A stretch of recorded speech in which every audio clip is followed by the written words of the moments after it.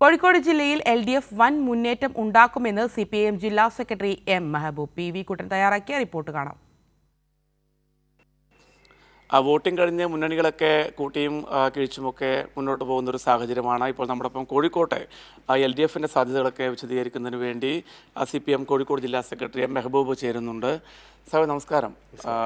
കോഴിക്കോട് ജില്ലയിൽ UDFന് വലിയ ഒരു മുന്നോട്ട് പോക്കുണ്ടാവും, വലിയൊരു തിരിച്ചുവരവുണ്ടാവും എന്നൊക്കെയാണ് കോൺഗ്രസിൻ്റെ നേതാക്കളൊക്കെ പറയുന്നത്. എന്താണ് LDFിൻ്റെ ഒരു പ്രതീക്ഷ?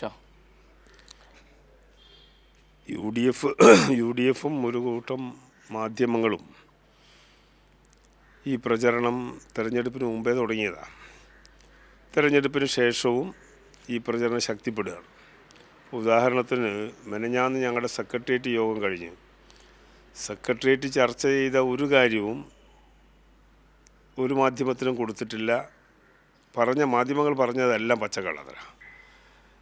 ഞങ്ങൾ വിലയിരുത്തിയത് വെച്ചുകൊണ്ട് ഇടതുപക്ഷ ജനാധിപത്യ മുന്നണിക്ക് 2021 തെരഞ്ഞെടുപ്പിന് കിട്ടിയ വോട്ടിനേക്കാൾ കൂടുതൽ വോട്ടും കൂടുതൽ സീറ്റും കിട്ടും എന്ന വിലയിരുത്തലാണ് ഞങ്ങൾ എത്തിയിട്ടുള്ളത്. ഞങ്ങളെ സംബന്ധിച്ച് കോഴിക്കോട് കൂടുതൽ സീറ്റ് കേരള നിയമസഭയിൽ രണ്ടാം പിണറായി സർക്കാർ വരുന്നതിന് നൽകി എന്നത് ഒരു യാഥാർത്ഥ്യമാണ്. ആ സീറ്റിൻ്റെ എണ്ണം കുറക്കണം എന്ന രീതിയിൽ UDF കേന്ദ്രീകരിച്ച് പ്രവർത്തിച്ചിട്ടുണ്ട് എന്നതും ഒരു വസ്തുതയാണ്. ആ പ്രവർത്തനത്തെ മറികടന്നുകൊണ്ടുള്ള പ്രവർത്തനം സംഘടിപ്പിക്കാൻ ഇടതുപക്ഷ ജനാധിപത്യ മുന്നണിക്ക് സാധിച്ചിട്ടുണ്ടെന്ന് മാത്രമല്ല, ഞങ്ങളുടെ പ്രവർത്തനത്തെ വോട്ടർമാർ മതനിരപേക്ഷ കോഴിക്കോട് നല്ല നിലയിൽ അത് അക്സെപ്റ്റ് ചെയ്തിട്ടുണ്ട് എന്നത് മെയ് 4 നമുക്ക് വ്യക്തമാകും. ഈ തദ്ദേശ തെരഞ്ഞെടുപ്പിലുണ്ടായ തിരിച്ചടിയൊക്കെ ചൂണ്ടിക്കാട്ടിക്കൊണ്ടാണ് ഇത്തരമൊരു പ്രചരണമൊക്കെ UDF ഒക്കെ നടത്തുന്നത്. തദ്ദേശ സ്വയംഭരണ തെരഞ്ഞെടുപ്പാണ് അതാണ് അവരുടെ ഒരു വലിയ ഒരു പ്രചരണവും അവരുടെ ഒരു ഉറപ്പും അതാണ്. തദ്ദേശ സ്വയംഭരണ തെരഞ്ഞെടുപ്പിൽ കേരളമാകെ ഒരു വലിയ ന്യൂനപക്ഷ ധ്രുവീകരണം നടന്നിട്ടുണ്ട്.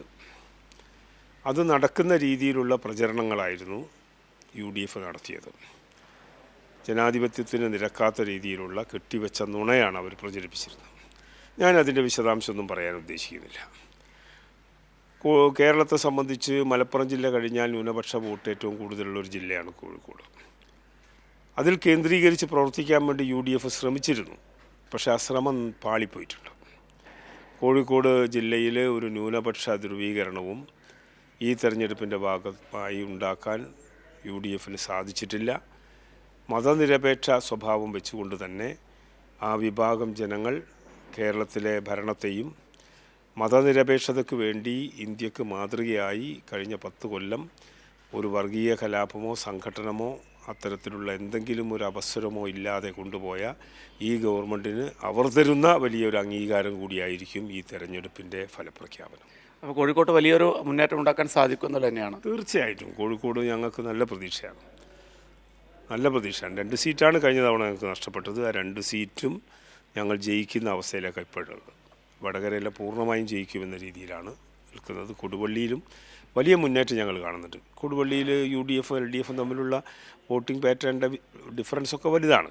പക്ഷേ വലിയ മുന്നേറ്റവും വലിയ രീതിയിലുള്ള സ്വീകാര്യതയും സ്ഥാനാർത്ഥിക്ക് ലഭിക്കുകയും രാഷ്ട്രീയത്തിന് അതീതമായി അത്തരം പരിപാടികളിൽ ജനങ്ങൾ പങ്കെടുക്കുന്ന അനുഭവവും പോളിംഗ് ബൂത്തിൽ വന്ന സമയത്ത് വോട്ട് രേഖപ്പെടുത്തിക്കൊണ്ട് ഞങ്ങളുടെ ബൂത്തിൻ്റെ അടുത്തേക്ക് വരാൻ നേരത്തെയെല്ലാം മടിച്ച ധാരാളം ആളുകൾ ഞങ്ങളുടെ ബൂത്തിൻ്റെ അടുത്തെല്ലാം വന്നിട്ടുള്ള അനുഭവങ്ങളെല്ലാം ഉണ്ട്. അതെല്ലാം വെച്ചുകൊണ്ട് കൊടുവള്ളി നിയോജകമണ്ഡലം കൂടി ഇടതുപക്ഷത്തിൻ്റെ ഒരു MLA വരുമെന്നാണ് ഞങ്ങൾ കാണുന്നത്. അപ്പോൾ ജില്ലയിൽ വലിയ മുന്നേറ്റം ഉണ്ടാക്കാൻ പറ്റുമെന്ന ആത്മവിശ്വാസത്തിലാണിപ്പോൾ ജില്ലാ സെക്രട്ടറി M. മെഹബൂബ് ഉള്ളത്. കോഴിക്കോട് നിന്നും ക്യാമറമാൻ ശൈലേഷ് കലായ്ക്കൊപ്പം PV കുട്ടൻ.